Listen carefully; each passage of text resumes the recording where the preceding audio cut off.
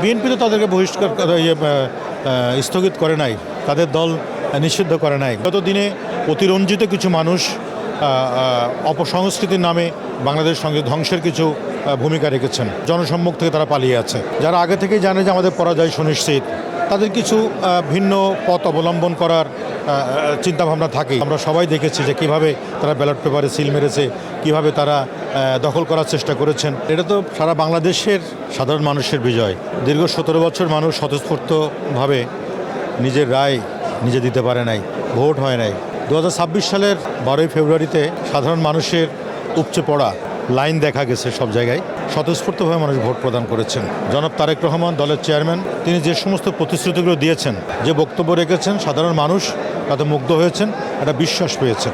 সেই বিশ্বাসকে বুকে ধরেই সাধারণ মানুষ ভোট দিয়েছেন।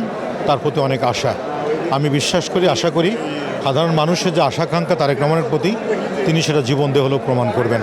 তার যে কথাবার্তা, তার যে 31 দফা নির্বাচন ইশতেহার, সব কিছুতেই সাধারণ মানুষের ভাগ্যের পরিবর্তন। সর্বোপরি মানুষের স্বাধীনভাবে চলাফেরার সুযোগ সুবিধা, নিরাপত্তার ব্যাপারে তিনি সবসময় বলেছেন এবং মুক্তভাবে সবাই মিলেমিশে বসবাস করতে পারবো। বসবাসযোগ্য সুস্থ সুন্দর সবুজ বাংলাদেশ গড়ার ক্ষেত্রে তার যে ভূমিকা, সে ভূমিকা দেখার জন্য মানুষ পথ পেতে আছে এবং সেই মানুষ সে আশা নিয়েই তাকে ভোট দিয়ে আজকে প্রধানমন্ত্রী বানানোর পথে। এটা আসলে যারা আগে থেকে জানে যে আমাদের ভরাডুবি হবে, যারা আগে থেকেই জানে যে আমাদের পরাজয় সুনিশ্চিত, তাদের কিছু ভিন্ন পথ অবলম্বন করার চিন্তাভাবনা থাকেই। সেই চিন্তারই বহিঃপ্রকাশ। এতে আমাদের দল বিএনপি তো বৃহৎ একটি দল এবং জনাব তারেক রহমান তো নেতা। সেখানে তো আমরা সবাই জানি যে এরকম একটি পরিবেশে যে ভোট প্রদান হয়েছে, সেখানে এই জিনিসটি তো আমরা সবাই দেখেছি যে কীভাবে তারা ব্যালট পেপারে সিল মেরেছে, কীভাবে তারা দখল করার চেষ্টা করেছেন, কিন্তু তাতে পার পায় নাই। সাধারণ মানুষ ঐক্যবদ্ধ থাকলে, সাধারণ মানুষ যদি দেশের সুস্থতা চায়, দীর্ঘদিন পর সেই সুযোগ মানুষ হাতছাড়া করে নাই। সুযোগ তো বিএনপি তো তাদেরকে বহিষ্কার স্থগিত করে নাই, তাদের দল নিষিদ্ধ করে নাই। বিএনপির তো পরিষ্কার চিন্তাই ছিল যে সবাই মিলে গণতান্ত্রিক রাষ্ট্রে সবাই বসবাস করবে, সবাই সবার মত প্রকাশ করবে, সবাই মুক্তভাবে রাজনীতি করবে।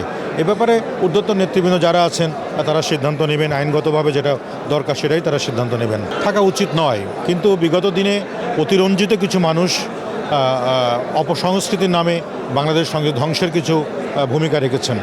সেগুলো তারা নিজেরাই নিজেদের কাছে দোষী সাব্যস্ত, যার কারণেই জনসম্মুখ থেকে তারা পালিয়ে আছে।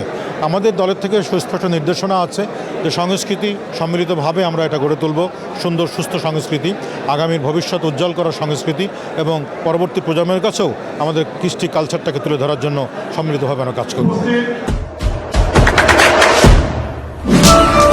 দেশে দেশে সবার সাথে দ্য নিউজ।